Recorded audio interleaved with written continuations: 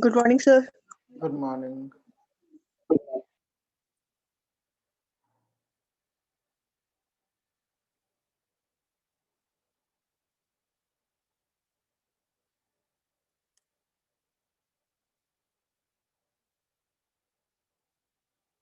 We'll just wait for a minute and then we will start.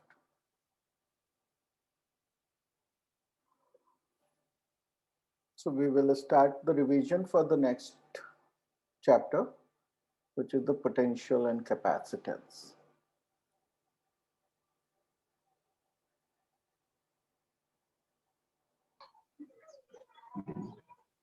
Okay. So see, the understanding of the previous chapter is a must for this chapter. ठीक है, जो previous chapter है उसमें देखा जाए वो सबसे simple chapter है, the first chapter, which is dominantly about the concept of field and force. ठीक है, उसमें मेन जो हमने चीज पढ़ी है वो फील्ड एंड फोर्स पढ़ी है. ठीक है, तो इसमें जो है हम जो मोस्ट इम्पॉर्टेंट चीज पढ़ेंगे वो है the concept of potential, right? And all this we can relate back to what we have done in the last year in gravitation also. Okay, where there is a concept of a force, although we do not worry too much about the field concept there, although that does exist. Okay, and then we talk about the field, okay, here, and the potential because of that field. So we'll talk, the most important thing is potential, and we will also talk about another concept of capacitance, which is related to potential and charge both. Okay, so I think we'll get started. So before we get started, please switch on your videos. That's mandatory for us to get started.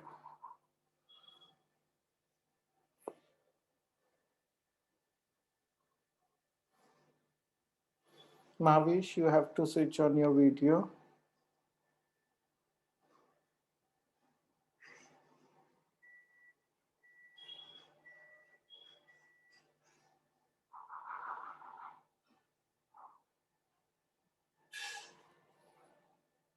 Good. So Anshika, please switch on your video. Then we'll get started. We are just waiting for the video.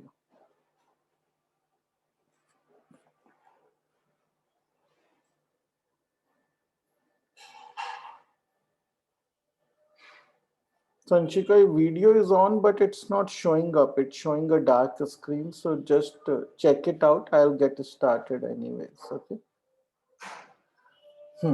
So we are going to talk about potential and capacitance.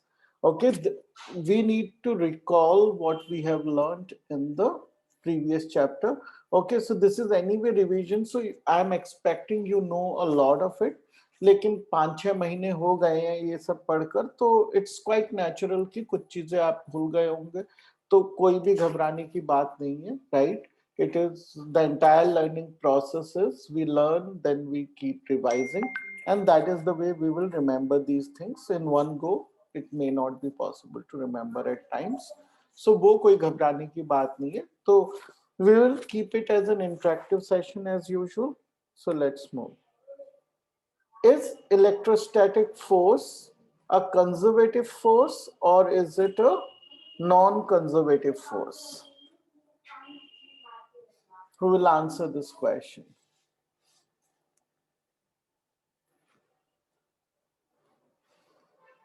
This is a fundamental question and a very, very important question. So conservative force. Very good. It is a conservative force. Okay, conservative force का मतलब ये होता है कि जब Sir, हम energy store. Sir, Sorry? energy store. हाँ, yes. Sir, So one, energy store. very good, very good. So one way of looking at that is that in this, the energy, when you do work on something, okay, when an external force does work,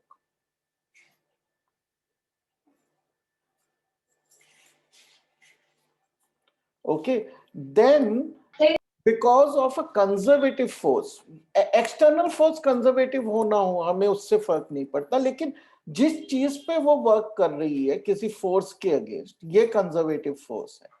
ठीक है, तो ये external force अगर इस पे काम करेगी तो ये क्या होगा कि ये वाला जो काम इसने किया वो यहाँ पे एनर्जी बन के स्टोर हो जाता है। ठीक है, तो कंजर्वेटिव फोर्स की ये एक प्रॉपर्टी होती है। लेकिन नॉर्मली कंजर्वेटिव फोर्स का मतलब जो सिंपल वर्ड्स में है वो ये है कि अगर मैं वर्क करता हूं to go from point A to B, okay, then the work done is the same whatever path I take. Okay, that is another way to look at the conservative forces, that the work done is independent of the path. ठीक है, तो आप किसी भी तरह से उस चीज को देख सकते हैं। Okay, one is that the work gets stored. Okay, तो नॉन कंजर्वेटिव में वर्क स्टोर नहीं होता है, बट अगर आप डेफिनेशन से जाएंगे तो this is the definition. Okay, and electrostatic force जो है वो कंजर्वेटिव फोर्स होती है, like gravitational force. Okay, one non-conservative force that we can always remember is friction. Okay, friction is not a conservative force. Okay, so let's move forward. अभय, अभिषेक, अरुण, आप please अपना video on कर लीजिए।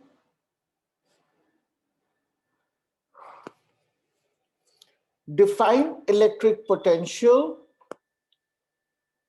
Define electric potential energy difference. Okay, so what is the potential difference and energy difference? Okay, so there are two different concepts here. Okay, electric, सबसे पहले आप define करिए electric potential difference क्या होता है और पोटेंशियल एनर्जी डिफरेंस क्या होता है। दोनों चीजें अलग कॉन्सेप्ट होते हैं थोड़े थोड़े, तो क्या डिफरेंसेस हैं इसमें और क्या होता है। पहले इलेक्ट्रिक पोटेंशियल एनर्जी डिफरेंस क्या होता है। So the amount of work done to move a object from lower to higher. हाँ, lower to higher, we don't even have to say. It is the amount of work done to take an object from point A, One position to another. right? So अगर हम electric की बात कर रहे हैं तो वो ऑब्जेक्ट की क्या प्रॉपर्टी होती है कि उसका एक चार्ज होता है कोई उस पे क्यू। तो जो टोटल वर्क डन है from for taking it from point A two point B with a charge Q is the potential energy difference between the point B minus point A, right? So that is the potential energy difference. Okay, So दोबारा बताना एक बार वो। तो देखिए यहाँ पे एक charge है हमारे पास, उसको मैं यहां से यहां तक लेके गया B तक। ठीक है, तो यहाँ पे कुछ मुझे काम करना पड़ा, I did a work. Okay, so this work is equal to the potential energy difference from between B and A. Okay, और अभी अभी हमने पहली चीज क्या देखी कि ये इलेक्ट्रोस्टैटिक फोर्स जो होती है ये कंजर्वेटिव फोर्स होती है। तो जब हम इलेक्ट्रिक पोटेंशियल की बात कर रहे हैं तो irrespective of the path I took, ये नंबर हमेशा सेम ही आएगा, चाहे मैं सर उसको। एनर्जी डिफरेंस क्या होता है सर, ये बताओ सर एक बार। एनर्जी डिफरेंस क्या होता है? एनर्जी डिफरेंस ये है कि यहाँ पे इसकी कोई एनर्जी है, राइट? वो हमें नहीं पता, उससे हमें अभी मतलब नहीं है। हमें केवल ये देखना है कि यहाँ पे ये चार्ज था, ठीक है, यहाँ पे ये चार्ज रखा हुआ है और मैं इस चार्ज को, इसमें हो सकता है कोई फील्ड हो, फील्ड होगी तभी वर्क कर रहा हूं, लेकिन I am still not worried कि फील्ड कहाँ है। ठीक है, बस मैं इस चार्ज को यहां से उठाया विदाउट एनी एक्सेलरेशन, यानी कि with a very small constant velocity, मैं इसको उठाकर यहां से यहां तक लेकर चला गया। तो ये करने के लिए मुझे कोई काम करना पड़ा है, right? So the work that I have done, okay, that that work done, sorry, that work done is the potential energy difference. Okay, तो पोटेंशियल एनर्जी क्या होती है वो एक अलग बात है, राइट। पोटेंशियल एनर्जी का डेफिनेशन हमने बहुत पहले किया है कि it's the energy stored in an object by virtue of its position, ठीक है। तो वो होती है पोटेंशियल एनर्जी, वो अभी भी डेफिनेशन सेम ही रहेगा, इलेक्ट्रोस्टैटिक्स में भी डेफिनेशन सेम है। अब हम बात कर रहे हैं डिफरेंस की, ठीक है ना। तो डिफरेंस, हम केवल डिफरेंस ही निकाल सकते हैं, हमें पता नहीं कि कितनी एनर्जी स्टोर्ड है ऑब्जेक्ट में, एक्चुअली वो कोई हमें नहीं पता होता है, हम केवल डिफरेंस निकाल सकते हैं। और वो डिफरेंस हम कैसे कैलकुलेट करते हैं? Based on the work done. Understood? Yes sir. है ना। तो अभी हम डिफरेंस समझ रहे हैं, और डिफरेंस को हम डिफाइन करते हैं वर्क डन से। और वो वर्क डन किस पाथ पे ले जाके करना है वो हम केयर नहीं करते। क्यों नहीं करते? क्योंकि ये वाली जो फोर्स है जिसकी हम करेंटली बात कर रहे हैं वो कंजर्वेटिव है। और इंटरेस्टिंग बात ये है कि जो फोर्सेस कंजर्वेटिव नहीं होती हैं, राइट, उनमें पोटेंशियल एनर्जी का कॉन्सेप्ट होता नहीं है, क्योंकि वर्क डन डिसिपेट हो जाता है, राइट। सो फॉर एग्जांपल अगर हम बात करें कि फ्रिक्शनल फोर्स, तो फ्रिक्शनल फोर्स नॉन कंजर्वेटिव है, तो फ्रिक्शनल पोटेंशियल एनर्जी कुछ भी नहीं होगी, राइट। तो कंजर्वेटिव में ही होती है, और इसीलिए जो डेफिनेशन है पोटेंशियल एनर्जी की वो है by virtue of its position, the path is independent. Okay, तो ये सब रिलेटेड कॉन्सेप्ट्स हैं, and that's why the theory falls in place. ठीक है, कहीं पे भी थियोरी हमारी टूटती नहीं है, क्योंकि सब चीजें एक दूसरे से सीमलेसली फिट हो जाती हैं। Okay, okay sir. हाँ, let's move forward. Is potential energy of a charge an absolute number or is it a relative number? ठीक है, तो ये जो है ये अभी अभी हमने बात कर ली, इसलिए मैं आपसे सवाल नहीं पूछ रहा हूं कि ये एब्सोल्यूट नंबर नहीं होता है। अगर कोई मुझे ये कहे कि यहाँ पे कि चार्ज क्यों रखा है, इसकी पोटेंशियल एनर्जी क्या होती है, ठीक है, तो in reality there is no answer to that question. Okay, क्योंकि पोटेंशियल एनर्जी हमें नहीं पता, हमें पोटेंशियल एनर्जी डिफरेंस पता है जो हम वर्क डन के बेसिस पे कैलकुलेट करते हैं।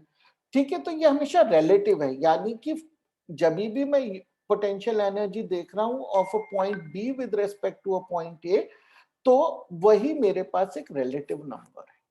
ठीक है, तो it's a relative number.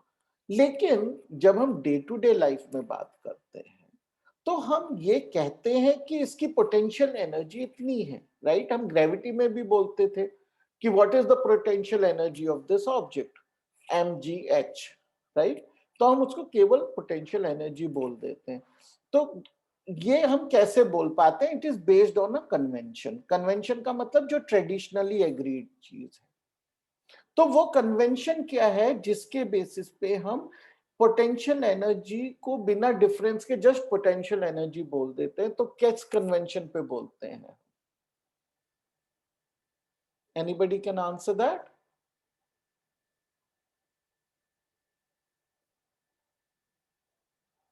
Okay, so हम किस कन्वेंशन पे बोलते हैं? हम ये मान लेते हैं कि जो आइसोलेटेड चार्ज है, यानी कि आइसोलेट कब होगा? जब इनफाइनाइट डिस्टेंस पे है बाकी सब चीजों से। ठीक है, तो एक जो आइसोलेटेड चार्ज है उसकी पोटेंशियल एनर्जी जीरो मान लेते हैं। ठीक है ना। तो इंफिनिटी से जहां तक हम लेके आए पॉइंट को, अगर मैं ये कहूं कि एक पॉइंट तक मैं इस चार्ज को लेके आया, ये पहले इंफिनिटी पे था और अब मैं इसको एक पॉइंट ए पे ले आया, तो मैं उसको potential energy at point A बोल सकता हूं। तो ये केवल एक कन्वेंशन है, right. it is just convenient for us to assume that potential energy at infinity is zero. लेकिन हमेशा हम ये कन्वेंशन नहीं फॉलो करते, कहीं पे it's not the most convenient convention, but day to day life में this is the convention. Okay, so that we should remember. Okay, now charge A is brought from infinity to a distance of r to a charge B. ठीक है, यहाँ पे एक charge B पहले से पड़ा हुआ था, और मैंने जो है एक चार्ज ए है जो पहले इंफिनिटी पे था, एट अ डिस्टेंस इंफिनिटी, उसको मैं ऐसे लाके एक पॉइंट ए पे ले आया हूं. Okay, so B A charge is whatever it is Q something, right. अब मैं उसको इस पॉइंट पे ले आया, and the potential energy at this point is found to be minus 10 joules. Right? Now the question is, are charges A and B like charges or they are unlike charges? बेटा can you please switch on your videos? फिर सबके videos off हो गए, ऐसा मत करिए. Arun, Mayuri, Prince, Sandeep, Anishka, Mahavish, please switch on your videos, all of you. Anybody can answer this question?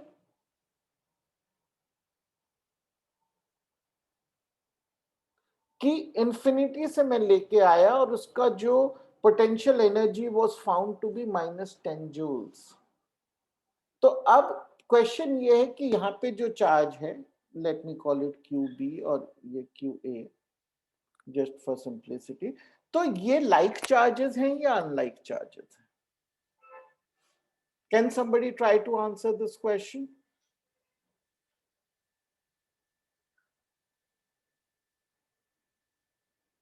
Attempt करिए कि just think with me, what would be the way to find this?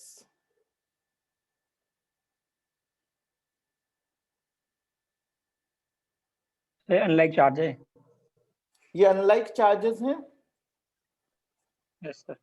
Okay, how did you arrive at that result? Sir क्योंकि like charge तो sir repel कर देंगे each other को. तो देखिए, जब मैं इसको कहीं रास्ते में, ये है चार्ज, राइट, तो अगर ये लाइक चार्जेस होते तो कैसी फोर्स होती? अट्रैक्टिव फोर्स होती, राइट. अगर ये अनलाइक चार्जेस होते तो अट्रैक्टिव फोर्स होती, और अगर अट्रैक्टिव फोर्स होती तो जो मुझे यहाँ पे फोर्स लगानी पड़ती इसको लाने के लिए, वो देखा जाए नेगेटिव फोर्स है, because I am actually applying a force in this direction against the attractive force and this is slowly moving towards this. So जो मैं फोर्स लगा रहा हूं, ठीक है, और जो मोशन हो रहा है वो दोनों ऑपोजिट डायरेक्शन में, इसीलिए वर्क डन जो है by the external force is negative. तो ये अनलाइक है. अगर लाइक होते, let's also see the point, अगर लाइक होते, अगर ये दोनों लाइक चार्जेस होते तो क्या होता कि ये वाली जो फोर्स है ये रिपल्सिव होती, और जो एक्सटर्नल फोर्स है उसको इस डायरेक्शन में फोर्स लगानी पड़ती इसे मूव करने के लिए, और मूवमेंट भी इसी डायरेक्शन में होता, मूवमेंट भी इस डायरेक्शन में होता, और फोर्स एक्सटर्नल भी इसी डायरेक्शन में होती. तो फोर्स और डिस्प्लेसमेंट एक ही डायरेक्शन में है, तो वर्क डन क्या हुआ? पॉजिटिव होता, राइट. लेकिन हमारा रिजल्ट क्या है? वर्क डन इज नेगेटिव, यानी कि ये अनलाइक चार्जेस हैं, द फोर्स वाज अट्रैक्टिव. ठीक है. अगर आप बाय चांस भूल जाते हैं, देखिए हमें हर एक तरह से चीज को समझना है. अगर आप कभी, हो सकता है कि आप भूल जाएं कि क्या कॉन्सेप्ट था और एग्जाम में ऐसा क्वेश्चन है, तो आप किसी और चीज से रिलेट करके सोचिए. किस चीज से बहुत आसानी से आप रिलेट कर सकते हैं? जो हमने कुछ ही दिन पहले एक चैप्टर पढ़ा है, एटम. ठीक है, तो एटम में हमने क्या पढ़ा है कि इलेक्ट्रॉन ऐसे ऐसे न्यूक्लियस के चारों तरफ जाता है, और एटम की आप इसमें जो हाइड्रोजन एटम में फर्स्ट ऑर्बिट की एनर्जी किसी को याद है क्या होती है? Total energy, that is an important number two remember, -13.6 electron volts होती है ना, राइट.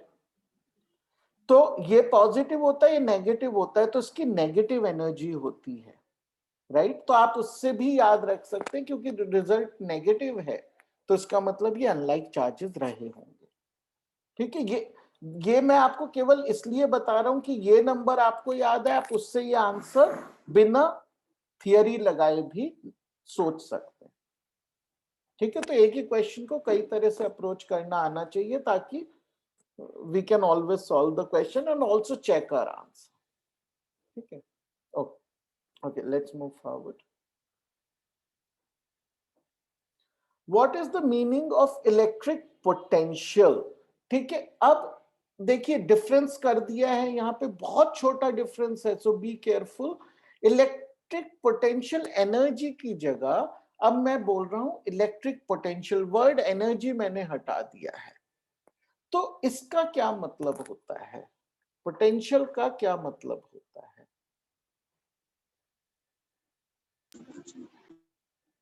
So difference. नहीं, वो तो हमने इलेक्ट्रिक पोटेंशियल एनर्जी डिफरेंस की भी बात करी, राइट? देखिए हमने इलेक्ट्रिक पोटेंशियल एनर्जी डिफरेंस की बात ऑलरेडी कर ली है, राइट?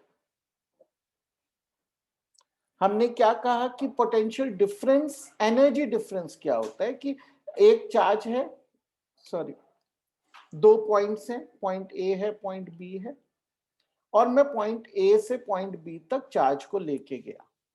तो जितना मैंने वर्क किया, मतलब एक्सटर्नल फोर्स ने जितना वर्क किया, वो जो है वो potential energy of the point B हो गई विद रेस्पेक्ट टू ए।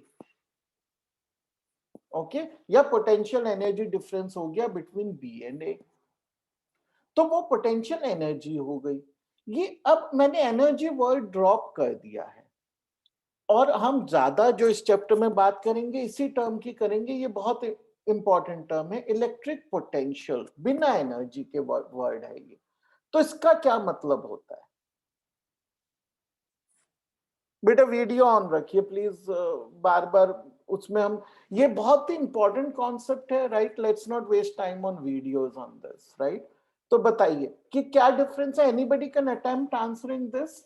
गलत आंसर हो तो कोई प्रॉब्लम नहीं है, कोई नेगेटिव मार्किंग नहीं है, right? Can somebody attempt answering कि एनर्जी वर्ड हटाने से कितना, क्या फर्क पड़ गया और क्यों हम ये कर रहे हैं? ओके, देखिए समझने की कोशिश करिए थोड़ा ध्यान से कि ये वर्क डन जो था ना, इससे हमें क्या मिल रही थी? एनर्जी। और ये सब आपको याद है बात कि work done is capacity to, energy is capacity to do work, right? दोनों के यूनिट भी सेम होते हैं, तो वर्क डन और एनर्जी तो सेम ही चीज होती है, ठीक है ना? एक कैपेसिटी, एक जो कर दिया, एक एनर्जी बोलती है मैं ये कर सकता हूं, और वर्क है कि मैंने ये कर दिया, बस उतना ही फर्क है, टेंस का फर्क है, चीज एक ही है, ठीक है? अब हम बोल रहे हैं इलेक्ट्रिक पोटेंशियल। तो इलेक्ट्रिक पोटेंशियल क्या है? Work done per unit charge, यानी कि जितना वर्क डन किया, ये जो मैं यहां पे एक मेरे पास चार्ज था Q, तो इसको Q से आप डिवाइड कर दीजिए, तो ये क्या मिल गया मुझे? Work done divided by charge. Mathematically speaking ऐसी टर्म को हम क्या बोलेंगे? Work done per unit charge, right? मेरे हिसाब से ये सबको टर्मिनोलॉजी की आदत हो गई होगी ना, पर यूनिट बोलते हैं हर चीज में। What is velocity? Displacement per unit time. उससे आपको समझ आ जाता है किस चीज से डिवाइड करना है। तो ये क्या है? Work done per unit charge, यानी कि मैं जिस चीज की पोटेंशियल एनर्जी डिफरेंस निकाला है, उस चीज को उस ऑब्जेक्ट के चार्ज से डिवाइड कर दूं, तो मुझे मिल जाएगा कि कितना वर्क डन हुआ पर यूनिट चार्ज, ठीक है? तो ये जो है बहुत ही इंपॉर्टेंट टर्म है, इलेक्ट्रिक पोटेंशियल, ठीक है? और अक्सर ये बहुत ही कॉमन बात है कि स्टूडेंट्स कंफ्यूज हो जाते हैं इलेक्ट्रिक पोटेंशियल एनर्जी और इलेक्ट्रिक पोटेंशियल के बीच में कोई बड़ा डिफरेंस नहीं है, डिफरेंस केवल ये है कि आप पर यूनिट चार्ज उसको निकाल लेते हैं। ठीक है, अब ये ना बहुत ही इंपॉर्टेंट कॉन्सेप्ट है। क्यों है ये इतना इंपॉर्टेंट और इसमें डिफरेंस क्या आ गया? देखिए, जब मैं बोलता हूं पोटेंशियल एनर्जी, तो वो डिपेंडेंट होती है इस चार्ज पर। लेकिन जब मैं पोटेंशियल की बात कर रहा हूं तो वो एक्चुअली इस चार्ज पे डिपेंडेंट है ही नहीं, क्योंकि इससे तो मैंने डिवाइड कर दिया, उसको पर यूनिट कर दिया। इसको मैं यूनिटी पे ले आया तो अब ये इस चार्ज पे डिपेंडेंट नहीं रही, यानी कि it becomes the definition of the property of this space.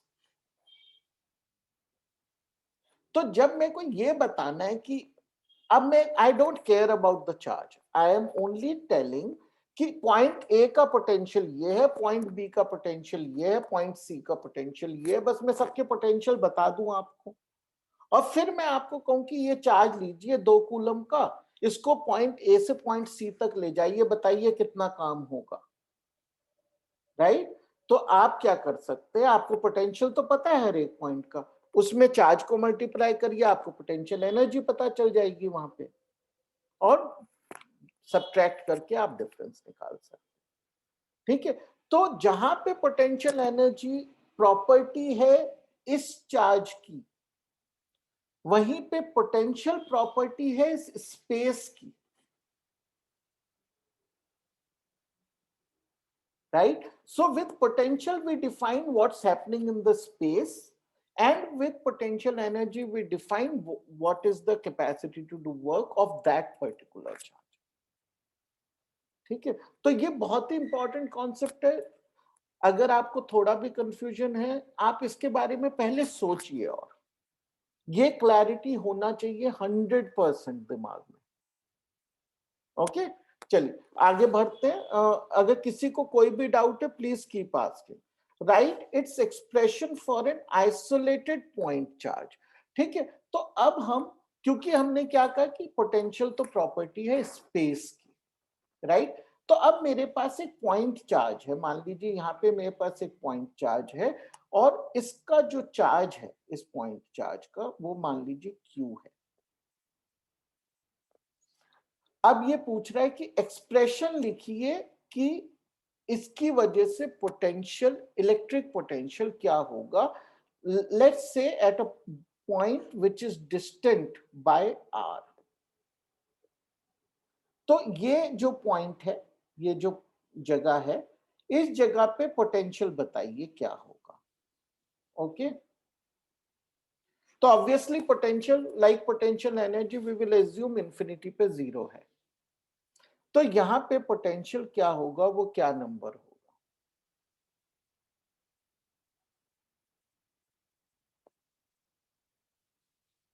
Somebody remembers this formula? So potential, okay, assuming that infinity is 0, is 1 by 4 pi epsilon naught. Okay, ये तो हमारा एक कांस्टेंट है, याद रखिए सीधा सीधा। Okay, the charge which is a point charge by the distance of the point where we are measuring it from the point charge which is r. ये होता है फॉर्मूला, ये याद रखिए फॉर्मूला। इसमें इंपॉर्टेंट चीज क्या याद रखनी है, ये वाला चार्ज कौन सा है, ये वो पॉइंट चार्ज है जिससे डिस्टेंस मेजर किया जा रहा है। यहाँ पे जिस चार्ज को हम लेके आ रहे हैं उसके चार्ज से हमें यहाँ पे कैलकुलेट करते वक्त कोई मतलब नहीं है। ठीक है, ये चार्ज पॉजिटिव होगा तो पोटेंशियल पॉजिटिव होगा, ये चार्ज नेगेटिव होगा तो पोटेंशियल नेगेटिव होगा। Okay, now the last part, I think this somebody should be definitely able to answer. What is the unit of this potential? Electric potential की unit क्या होती है? I'm sure somebody can answer this.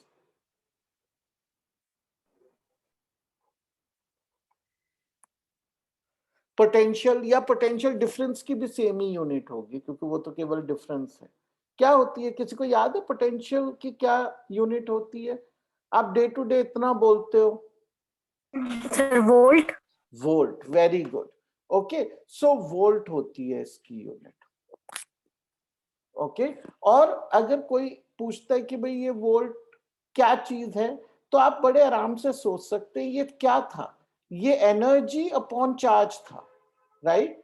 तो it is joule पर coulomb है ये, ठीक है।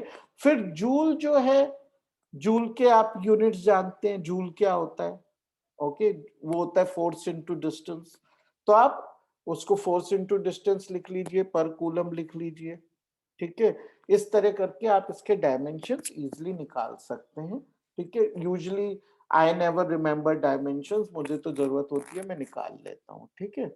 लेकिन कुछ स्टूडेंट्स होते हैं who have great memory, they can even remember dimensions, वरना आप उसके डेफिनेशन से ही डायरेक्टली उसके डायमेंशंस वर्कआउट कर सकते हैं, ठीक है। तो अब आपको एक और हिंट मिल गया इससे, कि अगर क्वेश्चन में कहीं वोल्ट लिखा है तो बात पोटेंशियल की हो रही है, कहीं जूल लिखा है तो बात पोटेंशियल एनर्जी की हो रही है, ठीक है। आप यूनिट से भी, केवल वर्ड पे क्वेश्चन के ना जाएं, यूनिट से भी समझिए कि बात एनर्जी की हो रही है या फिर पोटेंशियल की हो रही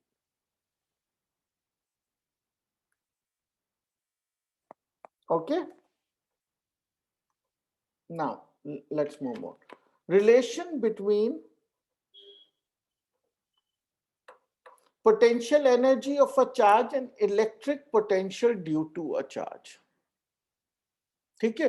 तो ये चीज मैं ऑलरेडी अभी अभी आपको एक्सप्लेन की है, और try to look at the language here, okay. Potential energy of a charge, और जब हम बात करते हैं पोटेंशियल की, it is due to a charge, okay. So pay attention to the language also. So potential energy क्या है? Potential energy is work done to bring a charge to a certain point in a space, and the electric potential is the work done per unit positive charge, okay. So that is the potential, okay. So the difference you should remember, and one is the property of the space while one is the property of a particular charge. इसीलिए ये charge की property ना होकर due to a charge है, ठीक है। So the language is important to understand here as a physicist. Is electric potential a scalar quantity or a vector quantity? Anybody remembers? Very, very important question.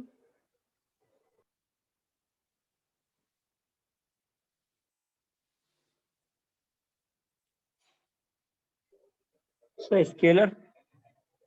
It is a scalar quantity. Very, very good. Okay. It is a scalar quantity.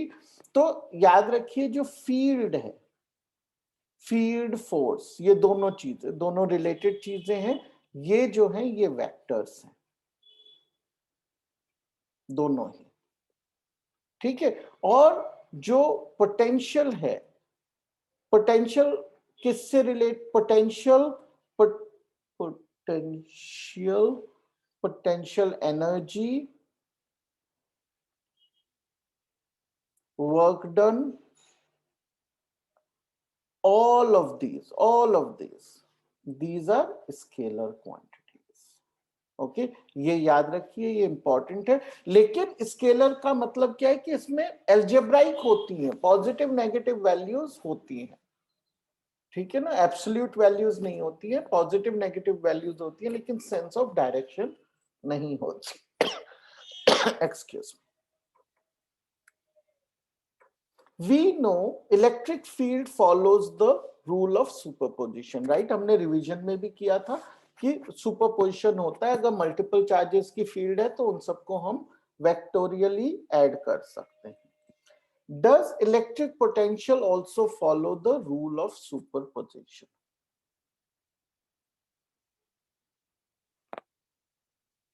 बताइए, क्या electric potential भी rule of superposition को follow करता है?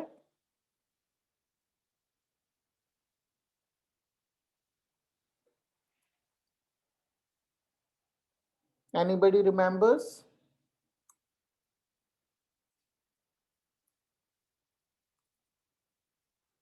It does, yes. And that is what makes this a very, very interesting thing at times, क्योंकि हम superposition करेंगे तो किस तरह से एडिशन करेंगे? सिंपल एल्जेब्राइक एडिशन करेंगे विद इट्स साइन। जबकि फील्ड के केस में हमें वो कैलकुलेशन वेक्टोरियली करनी पड़ती थी, which is far more difficult. Okay, so कुछ क्वेश्चंस हमें पोटेंशियल के बेसिस पे सॉल्व करने आसान इसलिए भी पड़ते हैं कि ये एक स्केलर क्वांटिटी है जो रूल ऑफ सुपरपोजिशन को फॉलो करती है, तो बहुत ही यूजफुल क्वांटिटी हो जाती है in solving certain type of questions. Okay, now ठीक है, तो हमने लास्ट चीज एक जो हमने देखी थी कि जो इलेक्ट्रिक डायपोल है वो बहुत ज्यादा इंपॉर्टेंट है। ओके, वो बहुत इंपॉर्टेंट है। नेचर में यूजली चार्जेस फ्री आसानी से नहीं हो पाते हैं, तो आइसोलेटेड पॉइंट चार्जेस तो बहुत कम होते हैं। ज्यादातर क्या होता है कि there is a combination of a positive and negative charge of equal magnitude separated by a constant distance, जिसको हम डायपोल बोलते हैं। तो ये पोलराइज्ड चार्जेस सबसे कॉमन अकरेंस होती है चार्ज की, इसलिए इनको हम अलग से जरूर पढ़ते हैं, इलेक्ट्रिक डायपोल्स को। ठीक है, तो इनकी वजह से पोटेंशियल हमने एक पॉइंट चार्ज की वजह से ऑलरेडी निकाल लिया है कि अगर एक पॉइंट है जिस पे चार्ज q है और at a distance r from this, we have already written that it is 1/4 pi epsilon naught q by r। ठीक है, r स्क्वायर नहीं होता, इसमें r होता है। फील्ड और इसमें सबसे बड़ा वही डिफरेंस है। तो अब पूछा जा रहा है कि एक डायपोल है। ओके, डायपोल है तो -q और +q चार्ज है और बीच में जो डिस्टेंस है वो क्या है, 2a है। तो इसका एक डायपोल मोमेंट होता है जिसको हम वेक्टर p से डिनोट करते हैं, जो 2aq होती है जिसकी वैल्यू, और जो -q से +q तक जाता है। तो अब इसके हमेशा सेंटर से डिस्टेंस मेजर करते हैं, ये चीज याद रखिए, और एट अ डिस्टेंस r क्या पोटेंशियल होगा यहाँ पे। ठीक है, डेरिवेशन हम नहीं कर रहे हैं रिवीजन में, I have told you in the beginning, right, क्योंकि वो I will expect you to do it from the book. Now यहाँ पर क्या पोटेंशियल है? ओके, तो देखिए बहुत आसान है ये, 1/4 पाई एप्सिलॉन नॉट तो आएगा ही आएगा, और द पोटेंशियल इज p/r²। ठीक है, q की जगह क्या आएगा, यहाँ p आएगा और अपॉन r² आएगा। ओके, फील्ड के केस में क्या था, एनालॉजिकली याद रखिए, फील्ड में होता था r² यहाँ पर, तो ये r³ हो जाता था। यहाँ पे r है तो r² हो गया, लेकिन फैक्टर ऑफ 2 नहीं आता है यहाँ पे, एक बस उतना डिफरेंस है, लेकिन फिर भी ये सिमिलर है, एनालॉजिकली आप याद रख सकते हैं। ठीक है, तो ये पॉजिटिव या नेगेटिव होगा। ठीक है ना, अगर इस तरफ है यानी towards the charge positive q है, तो ये वैल्यू पॉजिटिव होगी हमेशा टुवर्ड्स, अगर r डिस्टेंस इस डायरेक्शन में है तो ये वैल्यू हमेशा नेगेटिव होगी, तो ये प्लस माइनस इसलिए लिखा जाता है इससे। ठीक है, तो ये इसका हो गया पोटेंशियल। अब हम दूसरा पोटेंशियल हमेशा कौन सा निकालते हैं जब हम इलेक्ट्रिक डायपोल की बात करते हैं, ये -q है, ये +q है, इनके बीच में एक सेंटर है, दोनों a डिस्टेंस है, तो इस पर एक प्लेन बना देते हैं हम इस सेंटर पे, which is perpendicular to this axis, right. तो इस पे कहीं पे भी इलेक्ट्रिक पोटेंशियल होता है 0। फील्ड 0 नहीं होती थी, फील्ड इसकी हाफ होती थी, जो भी फील्ड इस जगह आती है उसकी हाफ होती थी, लेकिन पोटेंशियल की केस में वो 0 होता है, राइट। सो इक्वेटोरियल प्लेन बोलते हैं हम इसको, इक्वेटोरियल प्लेन पर पोटेंशियल क्या होता है, 0 होता है, right? So we are coming to an end, so I'll stop here, and we have a class after 1 hour. Okay, we will continue from there. Please ensure you join the class. Okay, this is a continuation from the previous chapter. अगर आपको previous chapter का भी कोई doubt है आप पूछ सकते हैं while we are doing the concept revision. Then we will do question in the, so I think we can finish the concept revision within the next class. ठीक है, so please definitely do join after an hour. Okay.